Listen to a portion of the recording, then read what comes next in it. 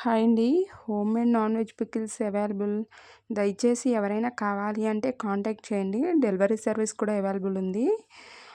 ఈరోజు నేను ఈ పికిల్ని ఎవరి కోసం ప్రిపేర్ చేశానంటే మన ఎఫ్బి ఫ్రెండ్ లెవి జూపల్లి గారి కోసం.